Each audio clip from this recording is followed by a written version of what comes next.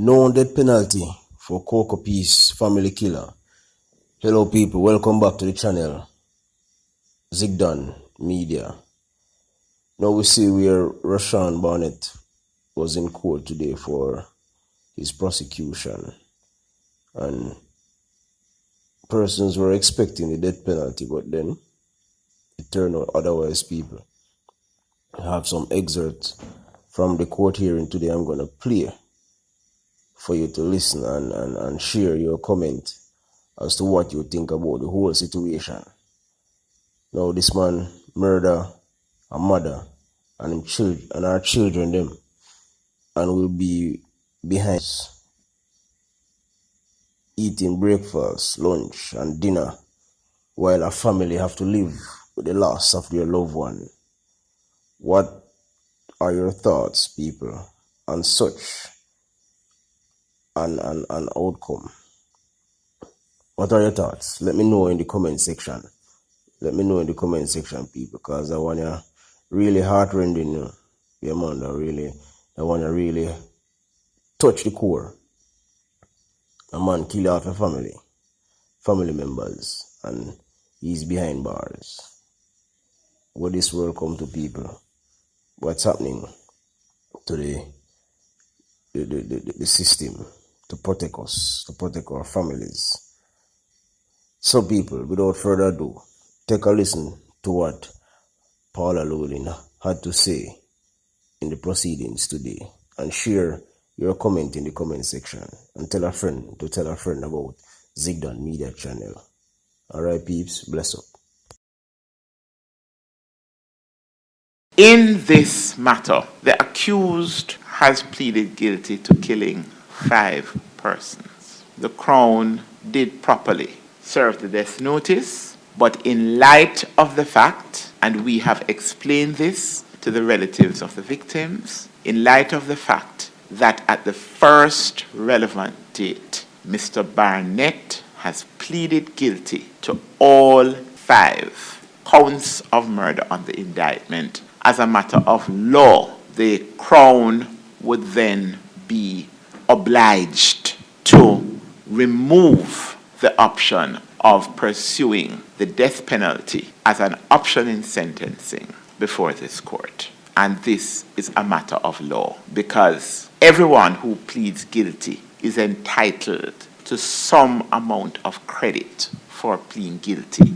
The credit would see the issue of the death penalty as an option being taken off the table. So in the circumstances, the Crown submits that with a starting point of 55 years before becoming eligible for parole, 8 years, that is 1 year for each of the 8 aggravating factors, should be added to the 55. That would make it 63.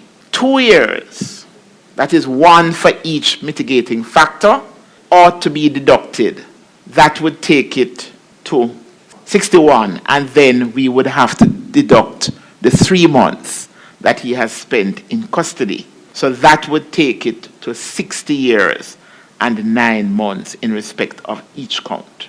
So it is our submission that the accused should be sentenced on each count to life imprisonment, and he should not be eligible for parole before serving 60 years and 9 months. The forensic psychiatrist found that Rushane Barnett admits to killing the 5 persons, but claims that voices in his head forced him to do so. 2, he has no prior reported history of psychopathology, but claims he has been hearing voices since age 18 years. 3, based on Rushane Barnett's report and history, he was not influenced by an abnormality of the mind at the time of the alleged offense. 4, he understands the nature of the offense, but describes the incident as a result of Obia reaching him and forcing him to act. 5, he has no major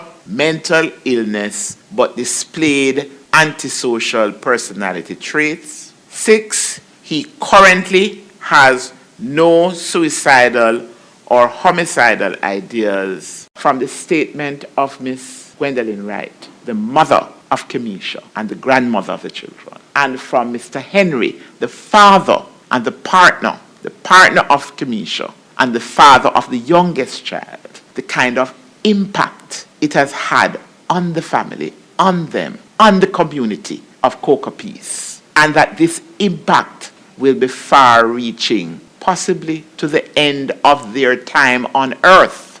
So the circumstances of the offense, the trauma that all 5 persons, the 4 children, and their mother, the fact that it was done in the sanctity of their home, the fact that it was premeditated, cold and callous, the fact that he took himself away to hide the implements, hide the bloody shorts, and to hide all those circumstances would render it inappropriate for any discount, any of that 33.33% to be given to this accused in the sentencing.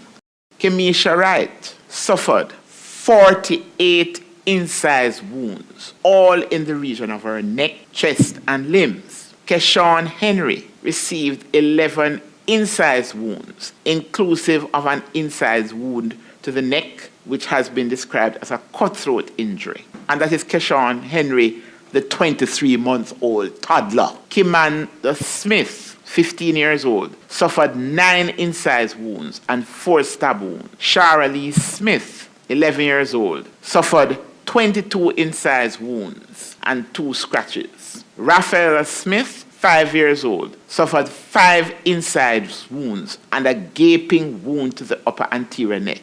In this case, these were even younger children, apart from the 15-year-old. And the only thing that, according to him, they sought to arm themselves with was a bottle of baby oil or baby lotion to throw at him, whilst he, as if he was some sort of samurai armed with a knife, was intent on carving up all these innocent people.